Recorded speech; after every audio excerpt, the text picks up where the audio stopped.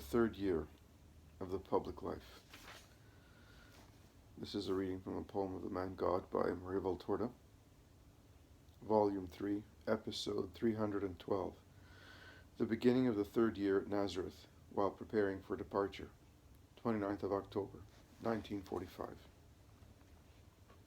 John, James, Matthew, and Andrew have already arrived in Nazareth, and while waiting for Peter, they are walking around the kitchen garden, playing with Margin, or talking among themselves. I do not see anybody else, as if Jesus were not in the house, and Mary were busy, as there is smoke coming from the stone oven chimney. I would say that she is in there baking bread. The 4 apostles are glad to be in the Master's house, and they show their joy. Margin says to them 3 times, "Do not laugh like that." His third warning draws the attention of Matthew, who asks, "Why, boy? Are we not right in being happy here? You have enjoyed this place, eh? We are enjoying it now," and fillets him fondly on the cheek. Margin looks at him very seriously, but he does not reply. Jesus comes in with his cousins, Judas and James, who greet their companions with much affection. They have been separated from them for many days. Mary of Alphaeus, flushed and covered with flour, looks out from the stone oven and smiles at her big boys. The last to arrive is the zealot, who says, "I have done everything, Master. Simon will be here shortly." "Which Simon? My brother, or Simon of Jonah?" "Your brother, James. He is coming with the whole family to greet you." In fact, a few minutes later, knocking at the door and noisy chattering announced the arrival of the family of Simon of Alphaeus, who is the first to enter, holding by the hand a little boy about 8 years old. Behind him there is Salome, surrounded by her group of children. Mary of Alphaeus runs out of the stone oven and kisses her grandchildren, and is very happy to see them there. "So, are you leaving again?" asks Simon, while his children make friends with Margin, who, I think, is familiar only with Alphaeus, the boy who has been cured. "Yes, it is time. You will still have wet weather. It does not matter. Springtime is approaching day by day. Are you going to Capernaum?" "I will certainly go there as well, but not at once. I am now going round Galilee and beyond it. I will come to see you when I hear that you are in Capernaum. I will bring your mother and mine to you. I will be grateful to you. For the time being, do not neglect her. She will be all alone. Bring your children here. They will not become corrupted here. You may be sure of that."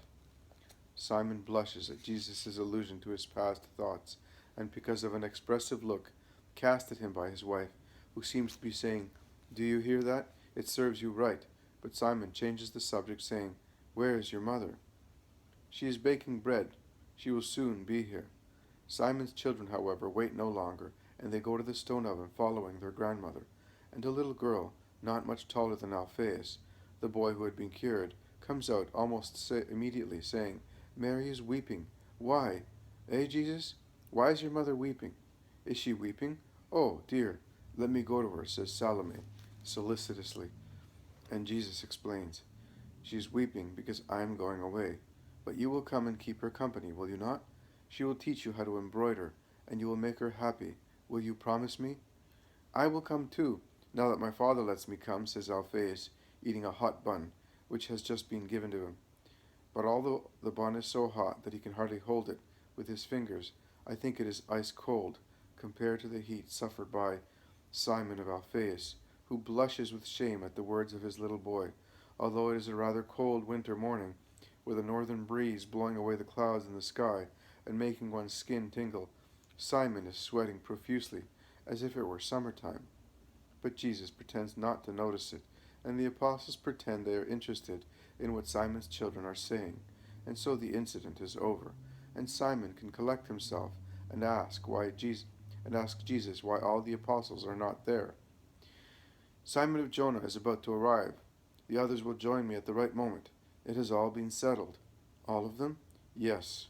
Also Judas of Kerioth? Yes. "Jesus, come with me for a moment," begs his cousin Simon. And once they have moved away towards the end of the kitchen garden, Simon asks, "But do you really know who is Judas of Simon?" "He is an Israelite, nothing more, nothing less." "Oh, you are not going to tell me." He is on the point of getting excited and raising his voice, but Jesus calms him, interrupting him, and laying a hand on his shoulder, saying, He is what prevailing ideas and those who approach him have made him. Because, for instance, if he had found an upright soul and an intelligent mind in everybody here, and he lays stress on the words, he would not have been anxious to sin. But he did not find them. On the contrary, he found an entirely human element, to which he adapted most comfortably his very human ego, which dreams and works for me, and sees in me, the King of Israel, in the human meaning of the word. As you dream and would like to see me, and for whom you would feel inclined to work, and your brother Joseph with you, as well as Levi, the head of the synagogue in Nazareth, and Mattathias, and Simon, and Matthias, and Benjamin, and Jacob, and, with the exception of 3 or 4 people, everybody in Nazareth, and not only in Nazareth. He has difficulty in perfecting himself, because you all contribute to his perversion. He is the weakest of my apostles, but for the time being he is but a weak apostle. His impulses are good, his intentions are honest, and he loves me. He loves me in a devious way, but it is still love. You do not help him to separate these good qualities from the bad ones that form his ego. On the contrary, you aggravate them by adding to them your own incredulity and human limitations. But let us go home. The others have gone there ahead of us. Simon follows him and looks a little humiliated. They are almost on the threshold when he holds back Jesus and says, "Brother, are you angry with me?" "No, I am not, but I am endeavoring to perfect you as I do with all the other disciples. Did you not say that you want to be one?" "Yes, Jesus, but in the past you did not speak thus, not even when you were reproaching. You were kinder." "And of what avail was it?"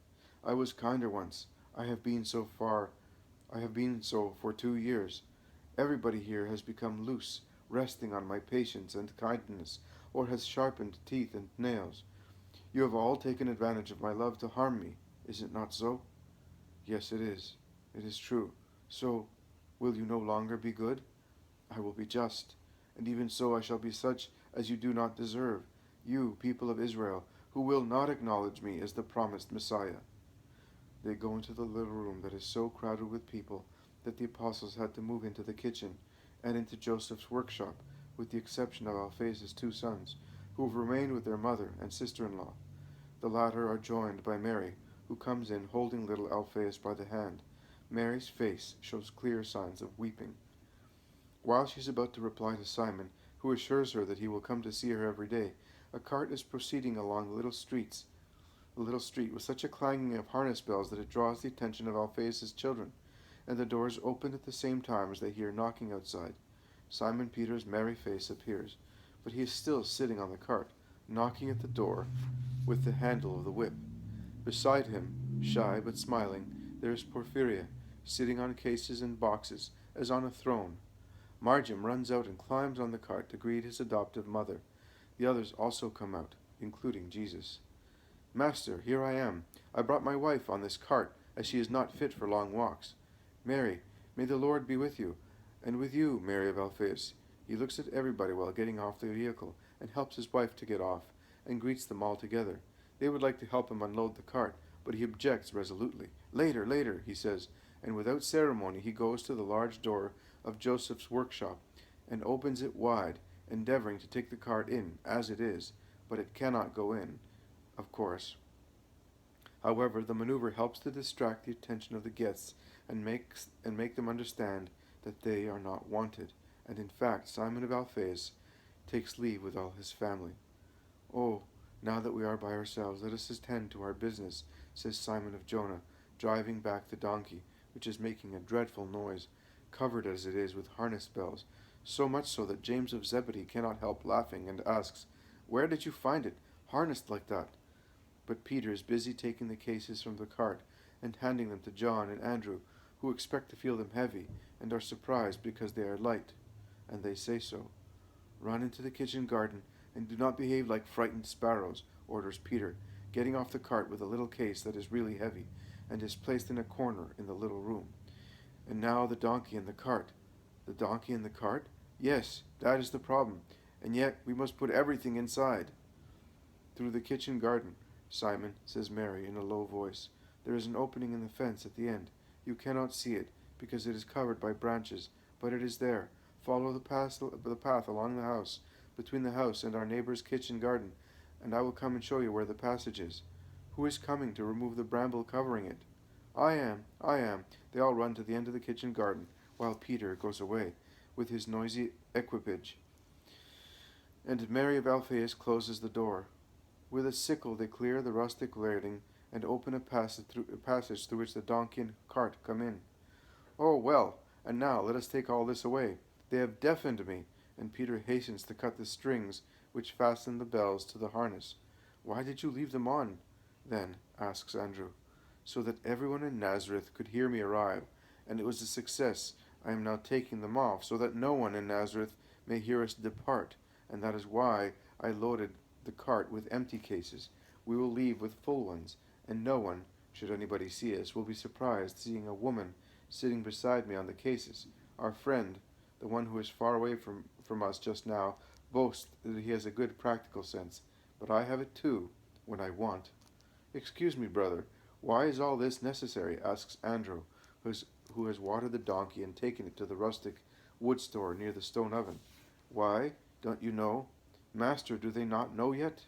No, Simon, I was waiting for you. Come into the workshop, all of you. The women are all right where they are. You did the right thing in doing what you did, Simon of Jonah. They go into the workshop, while Porphyria, with the boy and the two Marys, remain in the house.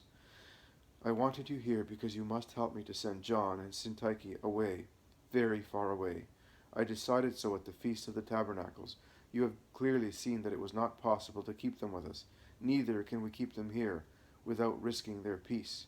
As usual, Lazarus of Bethany is helping me in this plan. They have already been informed.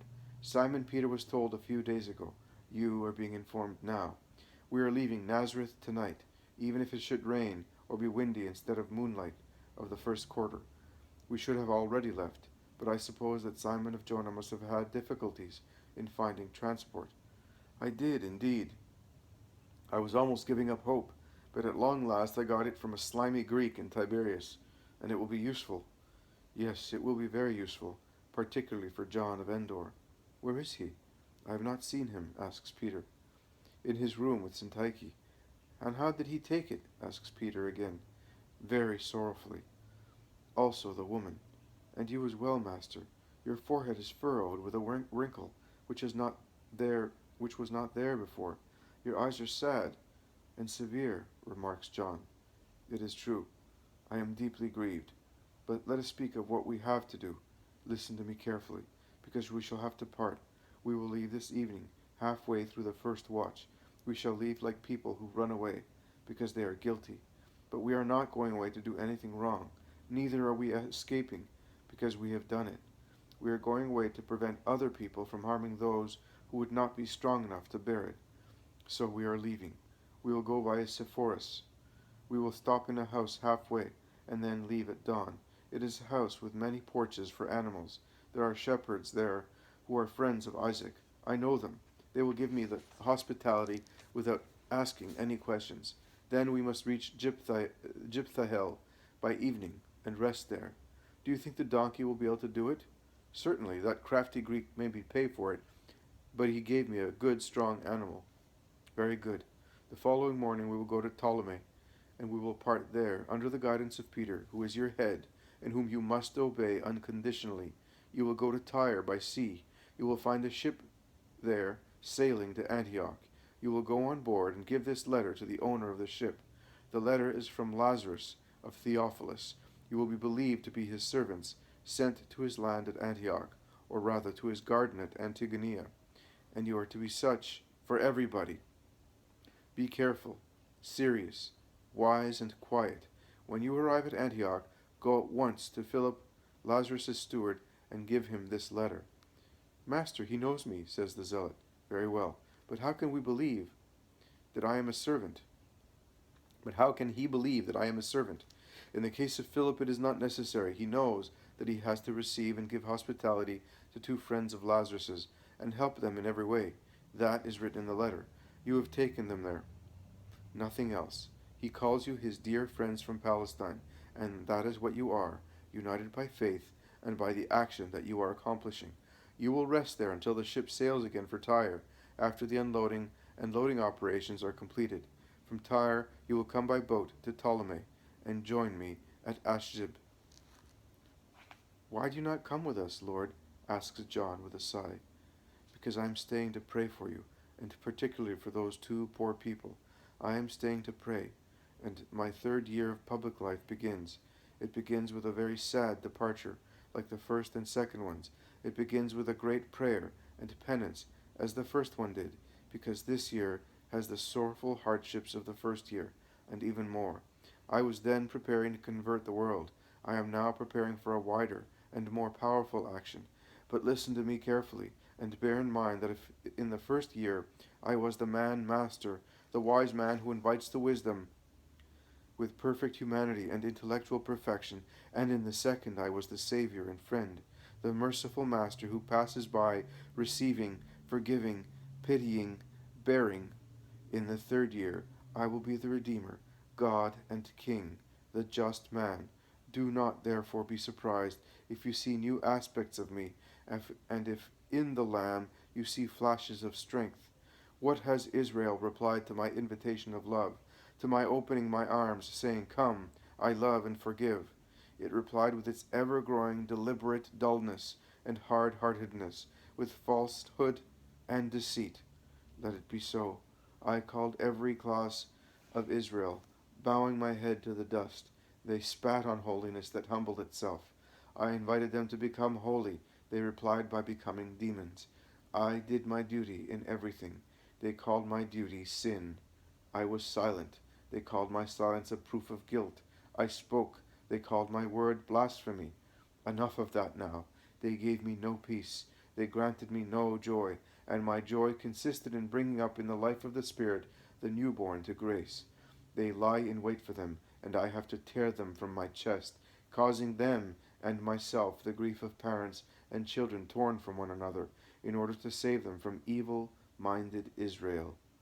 They, the mighty ones in Israel, who call themselves sanctifiers, and boast of being so, would like to prevent me from saving souls, and from taking delight in those I have saved. I have now had for many months Levi, a publican, as a friend, and at my service, and the world can see whether Matthew is scandal or emulation. But the charge stands, and it will stand for Mary of Lazarus, and for all the others I will save. That is enough. I will go my way, which is more and more difficult, and wet with tears. I am going. Not one of my tears will fall in vain. They cry to my Father, and later a much more powerful humor will cry, I am going. Let those who love me follow me and be virile, because the severe hour is coming. I will not stop. Nothing will stop me, neither will they stop. But woe betide them. Woe to them. Woe to those for whom love becomes justice. The sign of the new time will be of severe justice for all those who are obstinate in their sin against the words of the Lord and the action of the word of the Lord.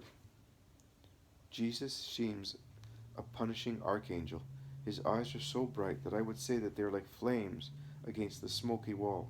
Even his voice seems to be bright, as it has shrill tones of bronze and silver struck violently.